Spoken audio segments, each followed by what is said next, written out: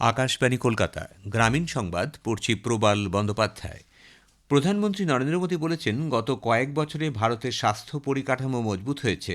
সবকা সাথ সবকা বিকাশ, সাধারণ মানুষের আকাঙ্ক্ষা পূরণ শীর্ষক বাজেট পরবর্তী ওয়েবিনারে বক্তব্য রাখতে গিয়ে প্রধানমন্ত্রী বলেন, মানুষের আকাঙ্ক্ষা পূরণ কেবলমাত্র আলোচনার বিষয়বস্তু নয়, তা বাজেটের মূল ভিত্তি ও সরকারের দায়বদ্ধতাকে সূচিত করে। প্রতিষেধক ও সার্বিক স্বাস্থ্যের দিকে নজর রেখে সরকার কাজ করে চলেছে বলে উল্লেখ করে তিনি বলেন, দেশের অনেক জেলায় বহু নতুন মেডিকেল কলেজ তৈরি হচ্ছে। আয়ুষ্মান ভারত প্রকল্প, আরোগ্য মন্দির, স্বাস্থ্য পরিষেবা দেশের গ্রামগুলিতে ছড়িয়ে দেওয়া হচ্ছে। भारत आज प्रिवेंटिव और होलिस्टिक हेल्थ के लिए एक विशाल विजन पर काम कर रहा है। पिछले कुछ वर्षों में देश का हेल्थ इंफ्रास्ट्रक्चर मजबूत हुआ है। सैकड़ों जिलों में नए नए मेडिकल कॉलेज खुल गए हैं। आयुष्मान भारत योजना, आरोग्य मंदिरों के माध्यम से स्वास्थ्य सेवाओं की पहुंच गांव गांव तक बढ़ाई गई है।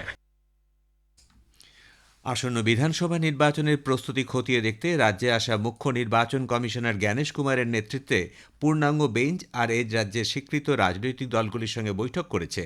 রাজারহাটে আয়োজিত ওই বৈঠকে জাতীয় স্তরে স্বীকৃত 6টি দল বিজেপি, বিএসপি, সিপিআইএম, কংগ্রেস, আম আদমি পার্টি ও এনপিপি, ন্যাশনাল পিপলস পার্টি ও আঞ্চলিক দল তৃণমূল কংগ্রেস ও ফরওয়ার্ড ব্লকের প্রতিনিধিরা অংশ নিয়েছেন। কমিশনের প্রতিনিধিরা আজ আইন বলবৎকারী সংস্থাগুলির নোডাল অফিসারদের সঙ্গেও বৈঠক করবেন। পাশাপাশি নির্বাচনের প্রস্তুতি পর্যালোচনা করতে তারা রাজ্য পুলিশের আইজি, বিভিন্ন রেঞ্জের ডিআইজি, পুলিশ কমিশনার, জেলা নির্বাচনী আধিকারিক ও পুলিশ সুপারদের সঙ্গে আলোচনায় বসবেন। আগামীকাল নির্বাচন কমিশনের পূর্ণাঙ্গ বেঞ্চ রাজ্যের মুখ্য সচিব, মুখ্য নির্বাচনী আধিকারিক, রাজ্য পুলিশের ডিজি, কেন্দ্রীয় বাহিনীর নোডাল অফিসার সহ প্রশাসনের বরিষ্ঠ আধিকারিকদের সঙ্গে বৈঠকে মিলিত হবেন। বুথ লেভেল আধিকারিকদের সঙ্গেও তাদের মতবিনিময় হওয়ার কথা। পর্যাপ্ত দাম না মেলায় মুর্শিদাবাদে মরশুমি পেঁয়াজ চাষিরা দুশ্চিন্তায় পড়েছেন। চাষিদের ঘরে এখন উঠতে শুরু করেছে শীতকালীন পেঁয়াজ। ক্ষেত থেকে তা তোলার ব্যস্ততা মুর্শিদাবাদের বেলডাঙ্গা, রেজিনগর ও শক্তিপুর নওদা ডোমকল এলাকায়। যদিও পেঁয়াজের বীজের চড়া দাম ও চাষের আনুষঙ্গিক খরচ বাড়লেও তুলনামূলকভাবে দাম অনেক কম। বর্তমানে মাঠ থেকে 7 থেকে 8 টাকা কেজি প্রতি পেঁয়াজ কেনা হচ্ছে, ফলে ঠিকমতো দাম পাবেন না বলে আশঙ্কা করছেন কৃষকরা। আলু তোলার কাজে এসে পূর্ব বর্ধমানের রায়নার ট্র্যাক্টর উল্টে এক কৃষি শ্রমিকের মৃত্যু হয়েছে। মনোরঞ্জন মণ্ডল নামে ওই প্রৌঢ় উত্তর 24 পরগনার হিঙ্গলগঞ্জের বাসিন্দা। এই ঘটনায় 12 জন আহত হয়েছেন। এরা সকলেই দক্ষিণ 24 পরগনা জেলার অধিবাসী।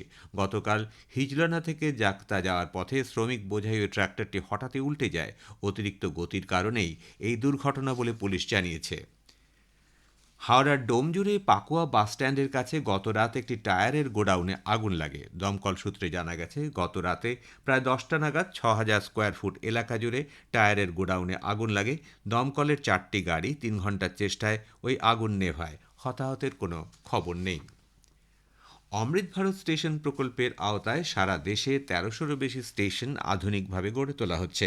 হাওড়া জেলার বালি স্টেশনটিও নতুন করে গড়ে তুলছে রেল। যাত্রীদের জন্য উন্নত ব্যবস্থার পাশাপাশি তথ্য জানার জন্য নানা সুবিধা থাকছে স্টেশনে।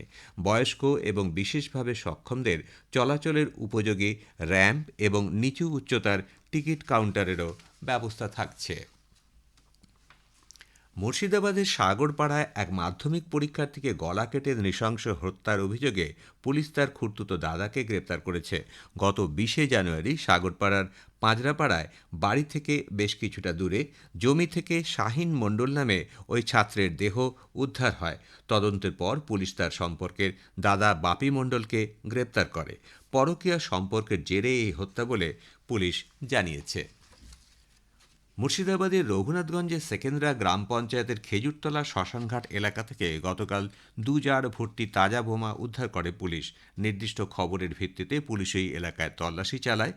জার দুটিতে প্রায় 40টি বোমা রাখা ছিল বলে জানা গেছে। বম্ব স্কোয়াডকে খবর দেওয়া হয়। পুরুলিয়ায় পথ দুর্ঘটনায় এক কিশোরের মৃত্যু হয়েছে। গতকাল বোরো থানার বাড়ি জাগদা অঞ্চলে চৌকান মোড়ে এই দুর্ঘটনা ঘটে। স্থানীয় সূত্রে জানা গেছে, বাইক আরোহী ওই যুবক জড়গড়িয়া গ্রামের বাসিন্দা নীলকমল মাহাতো নিজেই নিয়ন্ত্রণ হারিয়ে অন্য একটি বাইককে ধাক্কা দেয়। নিম্নচাপ অক্ষরেখা ও ঘূর্ণাবর্তের প্রভাবে আজ দক্ষিণবঙ্গের দক্ষিণের জেলাগুলিতে ঝোড়ো হাওয়া ও বজ্রবিদ্যুৎ সহ বিক্ষিপ্তভাবে বৃষ্টির সম্ভাবনা। পশ্চিমী ঝঞ্ঝার কারণে উত্তরবঙ্গেও দমকা বাতাসের সঙ্গে বৃষ্টির পূর্বাভাস রয়েছে। গ্রামীণ সংবাদ শেষ হলো। পরের খবর বেলা 12:50 মিনিটে।